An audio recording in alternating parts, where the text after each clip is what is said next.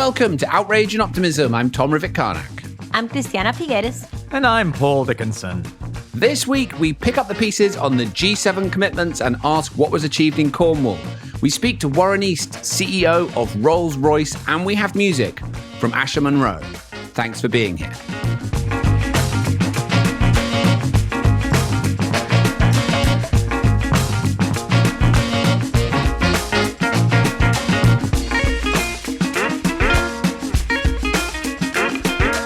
So last week on this podcast, we presaged the G7 summit in sunny Cornwall. And now on what is effectively the morning after, we can pick up the pieces. And it was a mixed bag, in all honesty. On one side, a firm commitment to end coal in G7 countries and a $2.8 billion fund to help developing countries do the same. Obviously not sufficient financing for the whole task, but an interesting signal. There was also some clarity on net zero roadmap, something the UK has been criticised for not doing. And the communique stated that G7 countries will now commit to setting out long-term plans and concrete pathways. There was also the G7 Nature Compact, which has a whole bunch of stuff in it about biodiversity negotiations, but critically, it commits G7 countries to supporting the goal of protection of 30% land and ocean by 2030. That last bit was expected, but they also clearly stated, interestingly, that this should not be an excuse for them or others to hold back on decarbonisation. So that's all pretty good stuff. On the other side, we saw no more details on the commitment that rich nations will provide $100 billion a year in financing to help developing countries. That was recommitted to, but honestly, that's pretty weak at this point. And there was a whole bunch of noise about the G7 alternative to the Chinese Belt and Road Initiative, an attempt to come together and finance green infrastructure around the world. But as the BBC reported rather wonderfully, this new Marshall Plan appears to have been invented at the last minute and without even the most basic of details. So, aside from scallops on the beach and tea with the Queen, there was also a bunch of other stuff that we'll get into. But let's start there. Christiana, how did you read this G7 in Cornwall? Were you pleased with what came out of it? Well, I'm impressed that you're so enthusiastic about it, Tom. Always. I thought, well, I think we had higher hopes for this coming out of the ministerials, various ministerials that we had, which were much more specific and in detail. Now, one has to understand that once all of these issues go up to heads of state level, by definition, they lose part of their sharpness and definition in detail. But I thought this was pretty tepid commitments on everything. I was glad that they recommitted to 1.5 degrees. Let's remember that would not have happened a couple of years ago. So that's a very good thing, including as well as the other list of issues that you have mentioned. But you know, I thought, well, this is a statement that in its depth, in its commitment, in its determination, in its quote unquote stubbornness, to use our stubborn optimistic definition, is actually pretty weak for a moment that is as definitional as the moment that we are living. I was actually hoping for much more grit. Paul? Very fair comment, Christiana. And you've kind of a little bit taken the wind out of my sails because I was very excited about something. But it's not that I disagree with you, because I don't, because you're right. But I wanted to tell you that I got excited about something a bit different. I get excited by very, very grand narratives. And I don't get put off. When I tried to sell this concept to the Secretary General of NATO and he batted it off, I just come back again like a bouncy ball. So here's the thing. I can see the outlines of an absolutely massive competition between different ideologies. And I think that's really exciting. What am I talking about? On the 31st of May, President Biden said, "The mission falls to each of us, each and every day. Democracy is in peril here at home and around the world." Now, here's what the G7 communique said. It said we will harness the power of democracy, freedom, equality, the rule of law, and respect for human rights to answer the biggest questions and overcome the greatest challenges. Now, what am I talking about? Why am I referencing this? It's a great question. And I'm not going to tell you until next week, right. So just tune back. No, I'll tell you why this is important.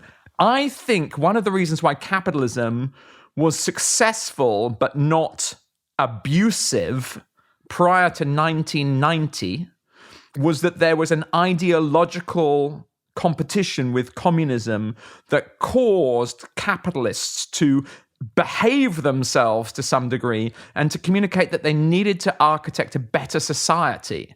We were in that competition. And then after the Berlin Wall fell, it was just like, right, capital is now going to demolish, the workers in every country. And that's been happening a little bit.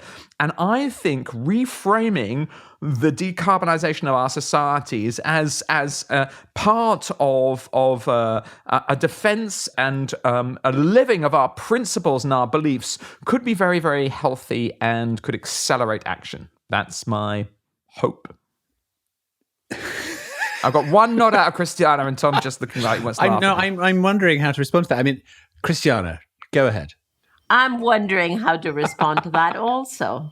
I think I might have missed my target. No. It's a beautiful narrative. I think the problem is, though, that, what you've just... the truth is that what we wanted out of the G7 was something crunchy and specific. This is an emergency. We've got to decarbonise. We've got a few years.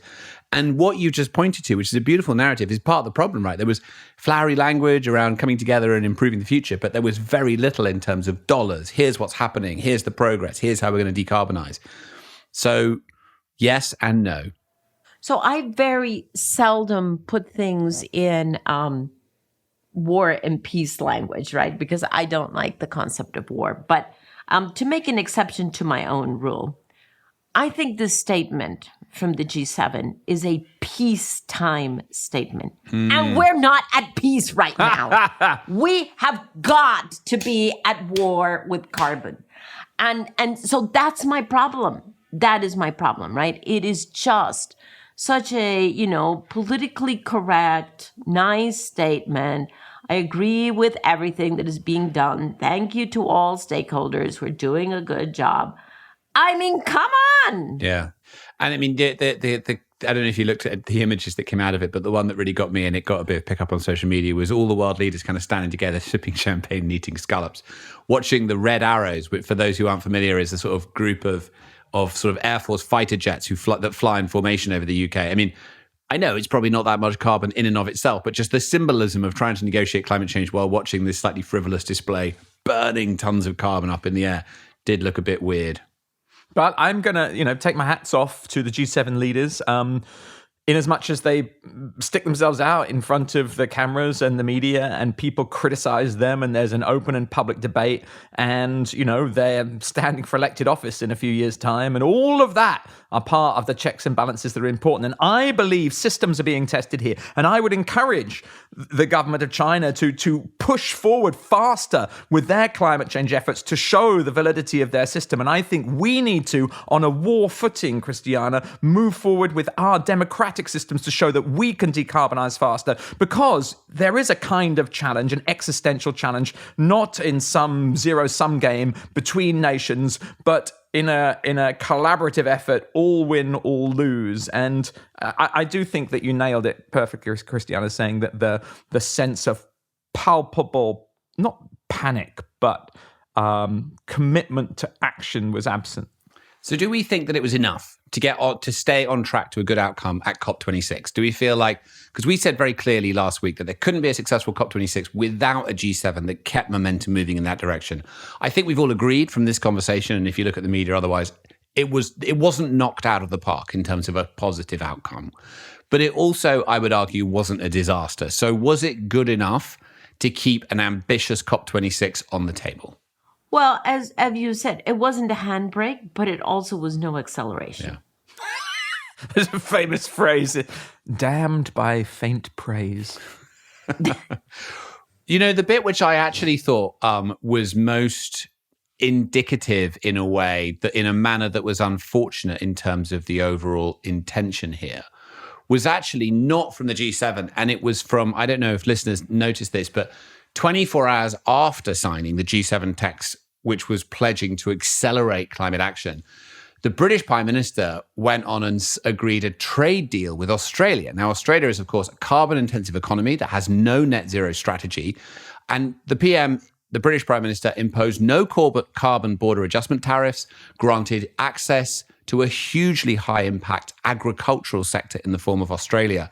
And I thought that was an indication that this is not yet in the bones of government decision-making for all of the narrative, because they're also desperate, I know this is a UK story, for trade deals, and that appears to have come ahead of any desire to actually, in a meaningful way, integrate climate strategy into trade policy. I think that the reason why the governments are not behaving quite, with the same sort of strength that we hope is that a parallel political architecture has grown up in the world, and it's got very big and powerful. We've got these parallel architectures that run our world, investors, corporations, and so starting to get disclosure formalized on nature-related financial solutions offers up this parallel force. So our governments, our corporations, our investors, and increasingly our cities can act in unison to achieve these goals, rather than us simply waiting for a sort of a national government to solve this problem on its own, which of course we realize it can't. And that's also why organizations like the United Nations are so important, and indeed the OECD. Yeah, I take the point, Paul. Yes, definitely. Private sector and civil society have a role to play, as we have discussed many a time on this podcast. But this was the moment for government leadership. Yeah. That's the point. This was the moment for them to step forward with 2 feet. Christiana, let me just push you a little bit on that. Let's say that there was the commitment in the room that there needed to be, and you had your finger on the pen of the communique. What would it have said? I think it would have been much more definitional. I want to use that word again. On the 100 billion, we know that that's a problem, not just to recognize that, yes, well, we're committing to that. It's like, where is this going to come from?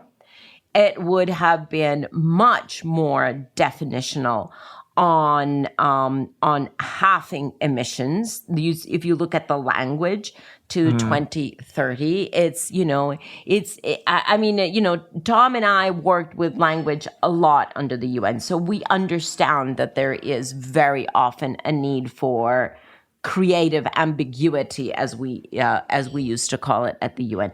There's just too much creative ambiguity in this language. If the G7 are not of one mind and cannot be much clearer about their intentions, especially over the next 9 years, then what hope do we have for the G20? Yeah. This is the forum that can be most ambitious, should be the forum that can be most ambitious, right? It's all industrialized countries, massive historical emissions, plenty of resources and revenue. They should be blazing a trail, making this possible, demonstrating it. So I think there was some good bits and pieces in there, but it was kind of a bit of a mixed bag here and there. So I think it's disappointing. So let's assume that there are 10 or 100,000 British civil servants working at the highest levels globally on this. Let's assume there are 50 to 100 political leaders working closely with the British government. Let's assume there are other almost unimaginable resources. What advice have you, Tom, and especially you, Christiana, got for those people between now and the COP to make it right? I think overall, Paul, much more of a sense of urgency. Mm-hmm. And priority. I would really like to see them operating, thinking, committing to something that really is an emergency. This statement to me reads like a business as usual statement. It does not read to me as a statement of a planet in a state of emergency. Well, I consider world leaders advised. Thank you, Christiana and Tom. Now, on to other matters. I'd just like to reference a little bit of listener engagement, if I may. And we're seeking 10 specific reviews in the next week, if we possibly can. I don't know if there's a prize. There ought to be. This one is from... On Apple Podcasts, right? That's what we like. Apple Podcasts, that's exactly what we're that's after. what makes the biggest difference to the podcast is a review and a rating on Apple Podcasts. Thank you for everyone who does it. But this week's news is that hashtag Clay Crush continues to gather head of steam. Sarah B22 via Apple Podcasts Great Britain has said, I love Outrage and Optimism podcast, always informative, educational, inspiring, hilariously funny, brackets, I'm living for Paul's singing, exclamation mark. Wow. Oh, Sarah. no. Oh, Yeah, God. That's opening up a whole new possible doorway of... Amazing that you said that, quite close to talking about it being hilariously funny, whereas I think there is a pretty serious aspect to my singing. But I actually have taken up a lot of time here. So just to conclude this review, I haven't got time to read it all, but the guest and everything is completely blowing my mind this week. Sarah says, I had the collision of my two favourite climate change podcasts with your interview with Dale Vince, and I can't agree more with Clay Crush. Great work, girls. Thank you, Sarah, for noticing me trying to extinguish this guys thing. It's girls and it's good. Girls are good. Nice. All right. Thank you very much. Really appreciate that. Really appreciate all the ratings, all the reviews. Makes a huge difference. Okay, so this week we have a fantastic conversation for you with Warren East, who is the chief executive of Rolls-Royce PLC. Now, Rolls-Royce PLC is the aerospace part of Rolls-Royce. They produce jet engines in many of the planes that we fly on or used to fly on before COVID. He's not the head of the car company. Those are now separate. But nevertheless, Rolls-Royce, of course, this tremendous history of engineering excellence and have created one of the best internal combustion engines the world has ever seen. Now he is charged with taking Rolls-Royce into the future, and with a future that's going to be very different from the past.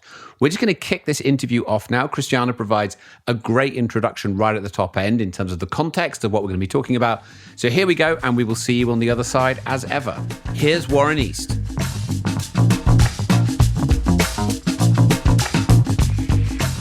Warren, thank you. Thank you so much for joining us here on Outrage and Optimism.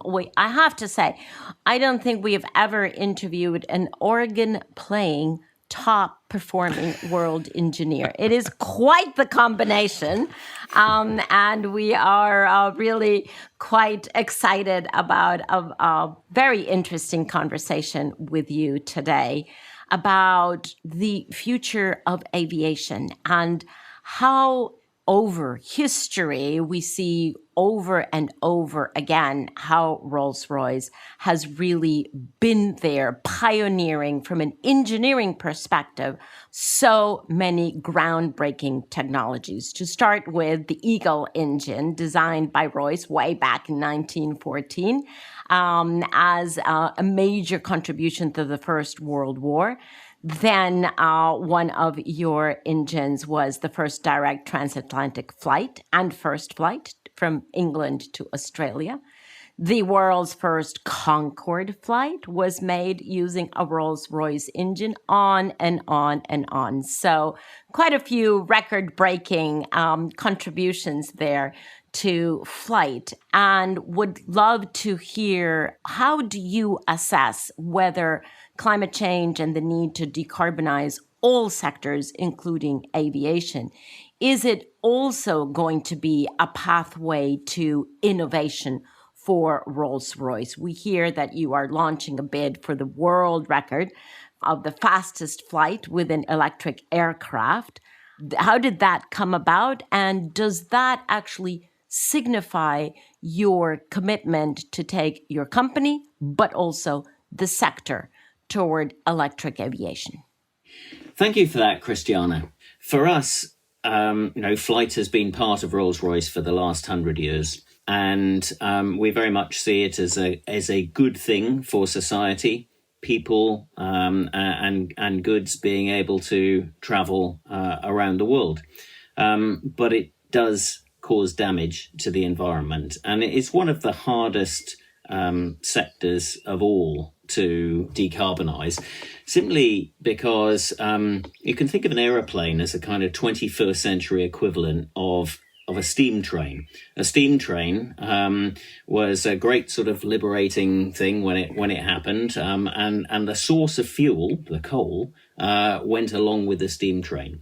Now, we can decarbonise lots of fossil-based activities in the world today because we don't have to cart the fuel around. It's a bit harder where you have to carry the fuel around. And so in the world of automotive and again, rail, for example, it's harder than in a purely stationary application, but it's much easier than the air because you don't have to lift this heavy weight up into the air. It's a double challenge. It is indeed a double challenge. Yeah. But it's one that we have our heads around, and we've made commitments that, we're going to achieve net zero by 2050. And we can see a way to do it. And there are different ways depending on the type of aircraft, the number of people or the load the aircraft's going to be taking, and how far the journey is. So you mentioned electric aviation, and we think that's a great answer for relatively small aircraft traveling a relatively short distance, because the amount of energy that you need for that mission is small enough to put in a battery. And so we can have lift it up. And lift it up. And so we can have a purely electric flight. And that's great. Now, if we want to do zero carbon for a longer distance, then we have to store the energy in another way, in a more dense way, because otherwise we just can't do it because the aeroplane's too heavy. And that's where you get into alternative forms of storage, like synthetic fuel. Hydrogen will probably play a role somewhere in between as well. But, it's going to be very much horses for courses. However, providing you can get the energy into a stored form in a zero carbon way, then we can achieve net zero carbon. Can you take us one level further in? How does that look? How would we store that energy in a zero carbon way? What are your, right now, and obviously you have to try some out and discard some, but right now, which are the most promising technologies that you're looking at and investing in? So for short distances, as I say, we are investing in pure electric. It's battery technology. Obviously, it's much more challenging than in the world of automotive because of the weight issue. And also, dare I say it, because safety is such an important factor in the air. Over the last 30, 40 years, air travel has become some 10 times safer in terms of just statistics.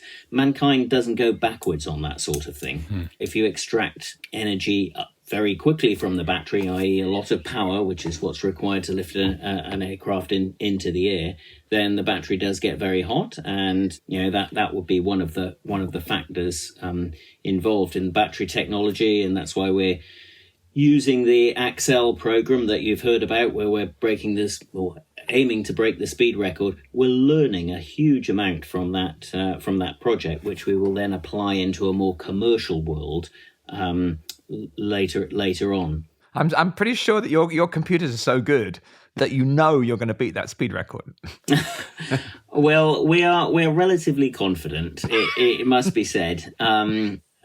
But it's an important step on the journey, as I say, and part of it is marketing, and it's harking back to the 100 years ago of Rolls-Royce speed records and so on. But you need to bring the people along with you, and so yes. When we do this speed record, we're going to take 100 or so of our younger employees, and they've all not quite a raffle, but there's been some kind of a process to choose who gets to go along to watch, because it is going to be an inspirational event. Nice. Very cool. And you said it's going to happen within the next 2 months? Well, we don't want to be flying into the teeth of a roaring gale or doing it in storms or anything. So, and we have, for safety reasons, a very rigorous flight test program that leads up to it. And so we have to fit all that in weather windows. And the test pilot who's going to do it is very enthusiastic. He loves this stuff. He's a big advocate of electric flight, and he's very much looking forward to it. Very exciting. Bet he can't wait to get up there. Are you going to be on? Unfortunately, this is a single-seater, and I'm not qualified to fly. Apart from that. Apart from that, yeah. Okay. Well, very exciting. But that's one end of the spectrum. Other end of the spectrum is, how do you take 350, 400 people across the Atlantic? The stored energy there, we think, is going to have to be a synthetic form of hydrocarbon, because we just have to get the energy density right up, much, much greater than what we can achieve in a battery today. And nature is probably the world's best engineer, and nature invented hydrocarbons. Now we have to be a little bit smart about it and make a synthetic version of a hydrocarbon so that we capture the carbon from the atmosphere in the first place, so that when we put it back into the atmosphere, we haven't actually added carbon to the atmosphere. So synthetic air fuels are a sort of a fantastic intermediate technology. But can I just conclude on this electric airplane thing? Impossible question for you, Warren. When do you think our listeners will first fly short haul on an electric plane?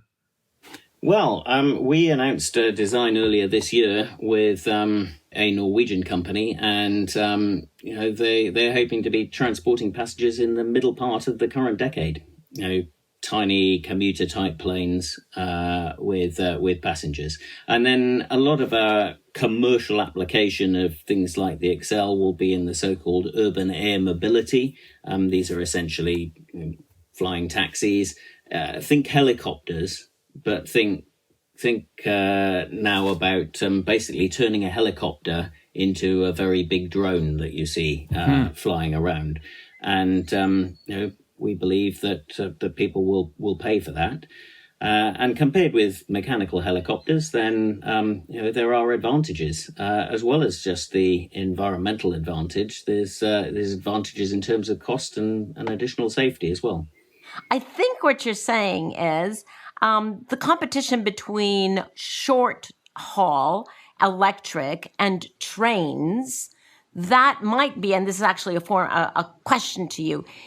Do you think that trains are going to win out short haul transport for the masses of people, but then you will still have short haul electric for, let's call it, much more privileged people? Or do you see those two very different in cost and therefore differentiating the customers? Well, I think there's going to it will probably both will coexist. I mean, some of our electric hybrid activity is in trains right now. So where we have a hybrid design where we're setting fire to some hydrocarbons, but don't forget they could be synthetic hydrocarbons, and we're using electric propulsion, so we're turning that energy and we're moving it to the propulsive unit in the form of electricity. From a commercial application point of view, there are many other players in the mix, and so exactly which one wins would depend on legislation. Governments will make policy decisions. You've seen the French government make some announcements very recently about rail, and I think policy is a good tool for forcing some of these things to happen that need to happen, and then industry comes along with innovation and finds solutions. So can I just ask you about how you see your role in all of this? Because I think this is so fascinating to see the sort of the technological innovation that facilitates what's possible for this next phase of human evolution, right, where we're dealing with this issue of climate change. And we would agree with you. I mean, the world should be very grateful for the benefits and the intercultural benefits that flight has provided. And it might well be that we can now crack some of these profound technological challenges to make flights, individual flights in certain cases, zero carbon, short haul flights with electric, long haul with synthetic fuels or hydrogen, as you said. But the net effect for the whole of society, and we've gotten to a point now, before COVID, there was something in the order of 4.5 billion passenger journeys taken on jets. People going to Benidorm for the weekend or flying to Cancun or whatever it is. And that sort of availability of flight has facilitated a kind of mindset that we can travel in a way that is different from the past, right? It's not like long journeys. It's quick drops here and there with enormous costs of energy. Do you really think if you go forward 20, 30 years that we can replicate that? We should replicate that. I mean, shouldn't we be creating a world where there's a technological change that values energy more and cracks some of these problems, but also that we value travel in a different way and we don't travel as much, we maybe travel further. It kind of goes along with broader cultural changes. Because if we just switch out the fossil fuel jets and put in electric or hydrogen, but just keep flying more and more all the time, that feels to me like that's another dead end that's going to lead to all sorts of additional problems in the future. Would you agree with that? Well, I'm not sure I totally agree. I think it's very hard for us to predict, and I'm sure that the normal sort of course of evolution of society and norms will follow. And a good example might be, say, smoking, where if you go back 50, 60 years, then aspirational thing, everybody had to smoke, and then we discovered that actually that's not too good for people's health, and now it's become not really that fashionable. Now people may decide that hopping off for the weekend to a holiday destination, they just get bored with it and decide that maybe it's not so good after all. So I wouldn't sort of venture to predict how society is going to change its mind. But as an engineer running an engineering company, I think that it's up to us to make sure that if people want to do that, then they have a means of doing it in a way that doesn't trash the environment, as we've been doing with flight for the last 100 years. But what I mean, so that's a really good answer. But what I mean is, like, does it not trash the environment at scale as well, right? I mean, you can fly the odd electric flight or hydrogen flight, whatever, and it's very low carbon. But if we replicate the current aviation industry at the scale that it currently exists with those solutions, is that still as good for the environment? Or do we reach a point where actually we just need to fly less? Well, providing we can achieve what we believe we can achieve, which is net zero flight. So, you get on an aeroplane and go from A to B. Now, the other bits of the system have to be joined up as well. So when you travel to the airport, you have to be able to do that in a way that doesn't trash the environment as well. And when we come to flight, we shouldn't just be talking about people going off on holiday, right? We should be talking about how flight is used. I mean, even in the depths of COVID, as we are at the moment, where passengers are not getting on and off aeroplanes as they were in any way at all. It's completely trashed from a business point of view, but actually there are still quite a large number of aeroplanes up there flying around because they are carrying our goods around the world, and they're carrying food around the world. And right now, if somebody purports to say, I'm going to make less of an impact on the environment, I'm going to give up eating meat, but they continue eating avocados by the dozen in London, where avocados don't really grow. At least not yet. Well, no, not yet. Not yet. The footprint, but even where avocados do grow, I mean, look how much water they use. Right. So it isn't just about carbon, and it's about use of resources generally, and looking after the planet's resources in the wider scheme. And all I'm saying is we're attending to a tiny little piece of it with decarbonising flight. There's going to be lots of other pieces to the jigsaw as well, and I think that now is the time for society to get its head around having all the benefits that we've sort of grown to love over the last several hundreds of years, but have them in a way that doesn't trash the environment. So Warren, thank you for that excellent explanation, and your technology. Christiana was talking about the long history. I know that the famous Spitfire plane with the Rolls-Royce Merlin engine. I remember I was talking to a very influential individual who runs an airline, and I mentioned, you've got the same name as the Merlin engine, and he said, yes, I'm named after the engine. But so your technology has clearly had a pretty big role in giving us an incredible world. Can I ask you, as a in the extraordinary position you're in as we decarbonize the world, how do you see the role of things like the International Civil Aviation Authority and national governments and the international governmental system? How can they best support you to make the changes you need?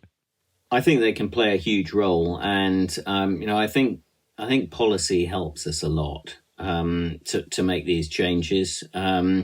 If I take long haul flight for a moment, where synthetic fuels are going to be more expensive than digging it out of the ground at the moment.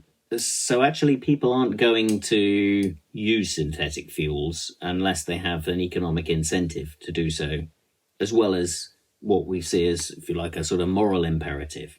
Governments have to establish some policy that says we have to clean up, and then the regulatory authorities in the world of aviation need to say, okay, so that means the proportion of synthetic fuel that you're going to use has to transition from what it is at the moment to 100% in a given period of time. And then I think they can probably go a little bit further as well. And notice I continually using the word synthetic rather than sustainable.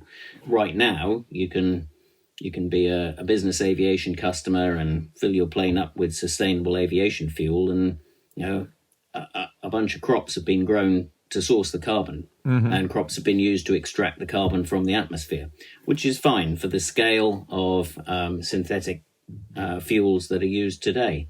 But if we're really going to use sustainable fuels at scale, they have to be synthetic, because otherwise we're going to need too much land to extract the carbon from the atmosphere. Can you just describe just exactly what you mean by synthetic? Because maybe not all listeners are familiar with that term. So what I mean by that is photosynthesis to capture the carbon from the atmosphere, and then an industrial chemical process to take plant material, biomass or waste plant material, and turn it into synthetic fuel. What I mean by purely synthetic is capture the carbon from the atmosphere with direct carbon capture, and then use that to create the fuel. So we're not using plant matter to do the actual capturing of the carbon dioxide from the atmosphere. So Warren, we would love to hear from you in this spectrum between being outraged at the fact that we are still so trapped in our traditional hydrocarbons, and being optimistic about the fact that we can really revolutionize this. But from your conversation, I'm going to ask you to position yourself in that range. But I want to know, how outraged or optimistic do you feel that we will be able to successfully pursue the revolution that you're describing within the time frame that is necessary from a planetary perspective, at a cost that is reasonable, to use the word that you just used for reasonable, and at a scale that industry can actually offer society? Within those three constraints, how optimistic are you? Goodness, no, I am inherently optimistic about this. I've been engaged in technology engineering forever. That's the career I chose. I'm sort of scientific background, and always been fascinated by nature. And engineering is about taming nature for the benefit of society. That's my sort of tagline for it. And so that makes me inherently optimistic that the positive power of technology to transform our society is there, and we've seen it time and time again, and I don't see why we won't achieve it this time. And we're already making great strides, and hopefully when we set this electric air speed record in a couple of months' time, weather dependent, a couple of months' time, we'll have to see what the English summer brings, then we'll have a little proof point that we're on the way. I just wish I was 20 years younger so that I could sort of see a bit more of it through. Well, we're not younger than we are, and we have to do this within our lifetime, Warren. So here's to accelerating this as much as possible. Thank you so much, Warren. Thank you for joining us. Thank you. Thank you for the efforts that you're putting into the acceleration of this transformation. Great. Thank you very much. Thank you. Thank you, Warren.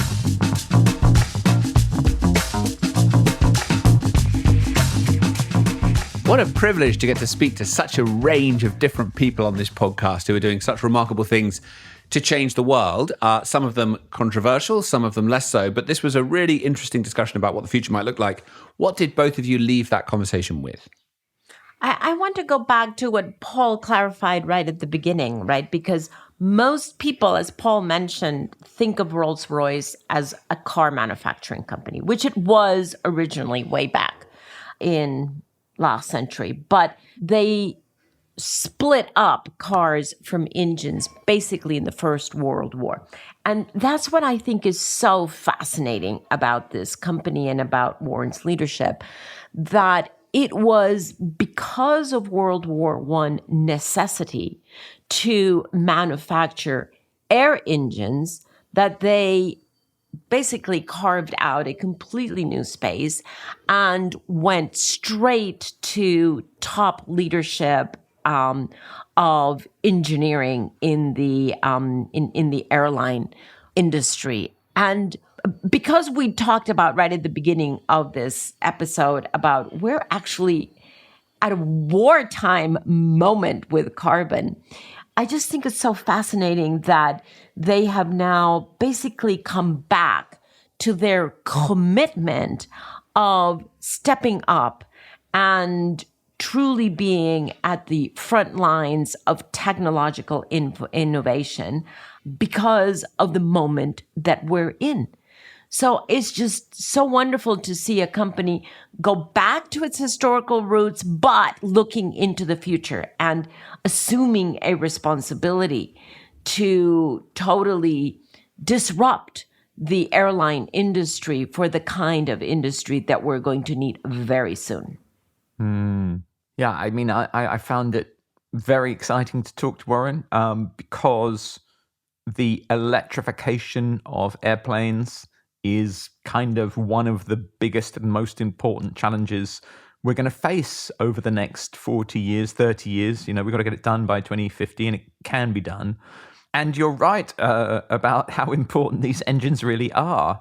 I remember when I first started, I half mentioned this story in the interview, but I shall tell you the whole story. When I first started working on climate change, I was thinking about like when we last faced a crisis in the UK, and there were all these quotes. I read a book, Churchill's book about the Second World War, and he kept going on about how we had lots of time and we didn't act. We had lots of time and we didn't act. And then finally, at the last minute, we acted and we built these planes, these Spitfire planes that kind of saved us from being invaded. And the point about the Spitfire plane is it had a big Rolls-Royce engine in it. And I was discussing this with a billionaire called Merlin Swire some years ago. I was hoping he would support my charity. And I told him the story about this and the Spitfire that saved us and its Rolls-Royce Merlin engine. And he leaned forward and he said, yeah, I was named after that engine. But I mean, the point I'm making is that this stuff's really important. There comes a point where there's a sort of nexus of kind of engineering and need that sort of defines our capabilities as societies and will be remembered, perhaps for 100,000 years. So, the stakes couldn't be higher, and I hope that every ambitious physicist, chemist, engineer, designer, electrician is thinking about how we can transform this critical technology, and Warren's got a very interesting job right at the heart, at the nexus of that. Did you think, I'm curious to know your analysis. I mean, I pushed him pretty hard on the idea that we can't just swap out other types of fuel for fossil fuels and kind of carry on flying off to different places for the weekend, etc. And understandably, he sort of I goaded him a little bit to agree with the fact that flying's got a limit, and we also need some behavioural changes. I actually hid when you asked him that question, Tom, because it was so kind of like against the spirit of the interview. But I salute you for asking it. Well, I thought we had to ask it, and I thought he sort of ducked it, and I can understand why he ducks it, but I sort of also feel like it would almost give him more authority as a leader in the world if he was also honest about that fact. He was like, look, the future has to be different from the past, and that probably involves less travel that is more valued. And, that's, I don't know, do we think that that's the role? Should he have agreed with that, do we think, in order to... Let me ask you a question, Tom. Should we have less giant super yachts? Should we have less giant super yachts? You heard me. Now you're Warren East. Yeah, I think we probably should. Okay. Same question, though, isn't it? No, it's nothing to do with the same question. No, it's exactly the same question. No, if I was actually manufacturing giant super yachts, then it would be an importantly difficult question. But that was a defining moment, right, for someone like him to be asked, it's true that your product actually has created this problem. Do you think... Because, Levi's, I don't know if you've seen the latest Levi's advert, but it's all about the fact that we need to buy less. Yes, they need to make it more sustainably, but we also need to change our patterns of consumption and drive down the amount that we buy, just buy and throw away. It strikes me that if someone like Warren wants to be a leader, he also needs to grapple with that issue. What do you think? I want to give him the benefit of the doubt. I want to think that he has been so focused on revolutionizing the engineering of flight that he hasn't really thought about the frequency of flight. And, we've told the story, or I've told the story of this podcast, of that amazing question that I got at the very beginning of my term at the Secretariat, Climate Change Secretariat, where someone said, do you think that a global agreement will ever be possible? And I blurted out, no, not in my lifetime. Well, that was the defining moment for me, right? Because I went, right, that statement that I've just made has got to not be true, and we're going to make it not true. I would like to give him the benefit of the doubt that he probably has not thought about that scenario. And it would be really interesting to get back in touch with him and say, did that question make you think differently about this? Because in any event, we're going to need completely different airline industry and a completely different propulsion technology, right? But in addition to that, because it doesn't deny what he's doing, in addition to that, did that question make him think differently about human behavior? Because he's coming at this from an engineering perspective. That's got to be... And that's his role, married, of course. then. Yeah. And that's his role. And that's got to be married with human behavioral changes. And it's actually the combination of the two that will get us to a decarbonized economy. It's not just technology, and it's definitely not just changed human behavior. It's the combination of the two. Yeah. So the fact that he hasn't thought about the second is not surprising to me. I would be really interested whether he went back to his office going, what about those behavioral changes? I mean, this is just so fascinating. I hope we can revisit it over and over again. I do believe probably we may end up with forms of rationing whereby, there's so much energy involved in shifting people around the world that it's even if it's zero carbon energy, there's so much kind of, steel technology. Maybe there will have to be limited rights to do it, and those will be traded, and people will be recompensed financially for not flying. I don't know, because I think it's easy to pose the question, Tom, but it's incumbent upon us to also think what the solutions might be when we put those limits there. No, that's absolutely right. I mean, the if history is any guide, what will happen is flying will just become incredibly expensive, which of course is socially regressive and is not the positive scenario there. And you just described a different policy instrument where it actually somehow gets rationed or there's tradable quotas or something. But net overall, there are solutions that might work for the individual airplane. But I think he's an engineer and he's solving his part of the problem. We try to get our arms around the entirety. You can solve things for an individual airplane. You can move it through the air at high speeds. But it's a different challenge to solve the entire sector because actually that has different systemic impacts. So unless either of my co-hosts have anything to add, we will leave it there, and we will, as ever, of course, leave you with some music. So this week we have some beautiful music from Asher Monroe. Works out of Malibu, California, and he's performing his powerful single, Midnight Masquerade, from his new album. Asher says this body of his work represents an awakening in his life. He says, "I've been in my cockpit at nice cruise control. Now I'm ready to accelerate." You'll hear from Asher, of course. We're going to hand you over to him now. He's going to introduce and explain the music. Thanks as ever for joining us. Don't forget to leave us a rating and a review on Apple Podcasts. We really appreciate all the posts on social media, but we also really need it on Apple Podcasts. Thank you so much. We'll see you next week. Bye. Bye. I think I've always considered myself a pretty optimistic person. I mean, we all go through rough patches, but it's usually the optimist who sees adversity as a challenge to overcome and not the final outcome.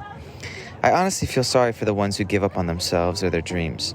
I mean, if we start to dissect the troubles or difficult times in our life and truly examine what's the lesson here that we're supposed to learn to guide and propel us forward, and realize it's not a curse that we can't fix, then we will always feel like the victim. We actually have a say in the matter, and in the flip of a switch, we can take a positive course of action. Optimists always find the light at the end of the tunnel. Well, the inspiration for Midnight Masquerade was to shed light on the dark secrecy of our society. How a position of power is to be upheld with dignity, grace, and honor. A voice of reason who mediates the hearts and minds of its people, hearing the outcry of the damages made to our environments, the ecosystem, and social unrest. Instead, we have dictators who only relish in their own glory. Midnight Masquerade is about putting an end to the foolish and folly narcissistic minds who care more about their political agenda than they actually do saving our planet.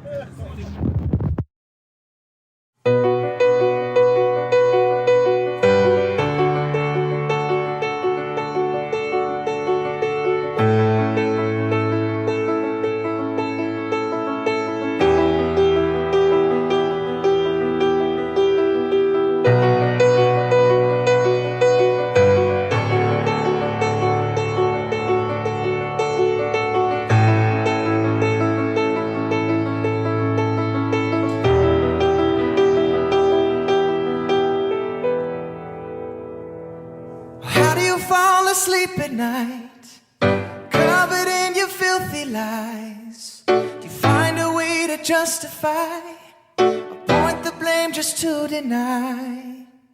Oh, how many secrets do you keep, walking around in your misery?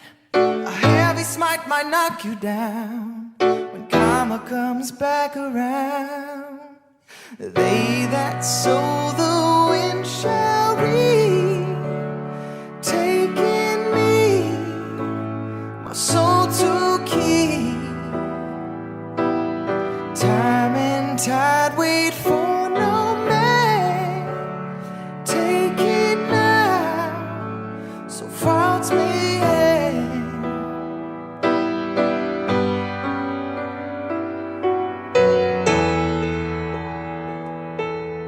Look around your masquerade, behind your filth and shame. Keep choking in your solitude. You think you're wise but just a fool.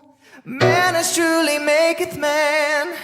Humility leads to make amends. What can't be fixed must be endured. Prevention's better than a cure. They that sow the wind shall reap. Taking soul to keep. Time and tide wait for no man. Take it now, so faults may end.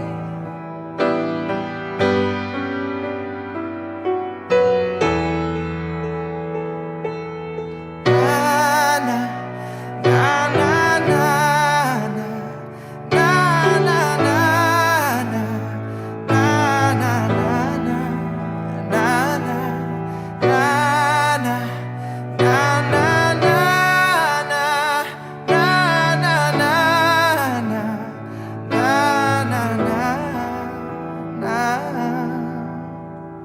They that sow the wind shall reap, taking me, my soul to keep.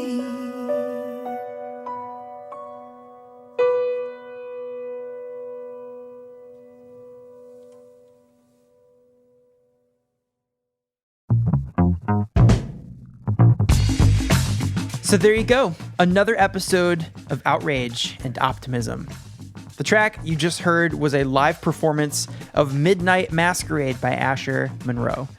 It's a song coming out on his next album this summer, an album which has been praised by Sir Elton John. Have you heard of him? No, not that one, the other one.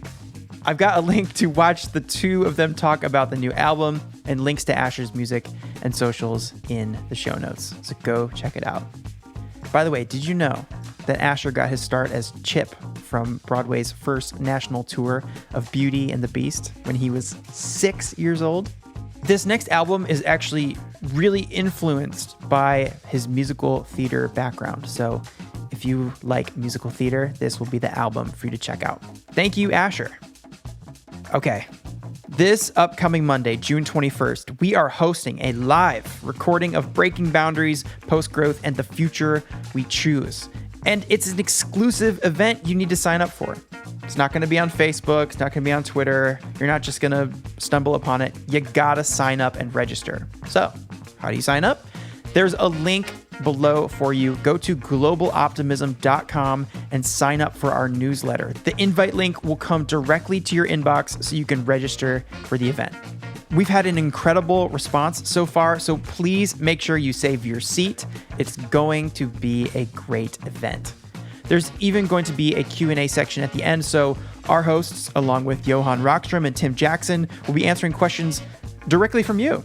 And because it's more fun when you know what's going on, the link to watch Breaking Boundaries is in the show notes too. So hey, watch it this weekend before you tune in on Monday. Outrage and Optimism is a Global Optimism production. Our executive producer is Sharon Johnson, and our producer is Clay Carnill. Global Optimism is Sarah Law, Katie Bradford, Laura Richardson, Marina Mancilia Herman, Freya Newman, Santiago Monge, Sarah Thomas, Sophie Baggett, Sue Reed, and John Ward. And our hosts are Christiana Figueres, Paul Dickinson, and Tom Rivett-Carnac. I think I need a name for the three of them, like the three Climateers, or the Trinity of stubborn optimism. Lightning comes from the sky, something. Anyway, if you have suggestions, and I know you do, please shoot us a message, find us online, send them our way. Thanks. Thank you to our guest this week, Warren East. Rolls-Royce has email alerts for following their world record attempt, and we're going to need those because, as we heard from Warren earlier, even the CEO can't control the weather. So click the link I've added below to sign up for those updates, and you'll be the first to know. So, another week, another hashtag Clay Crush. Now listen, it's not easy being the center of attention, but while I've got you, please leave us a rating and review on Apple Podcasts. It takes a minute and lasts a lifetime. 5 stars gets the word out, and we've been loving your comments and messages on Facebook, Twitter, Instagram, telling us how much you enjoy the podcast, but we need to channel them into Apple's review system for them to count towards keeping our podcast growing.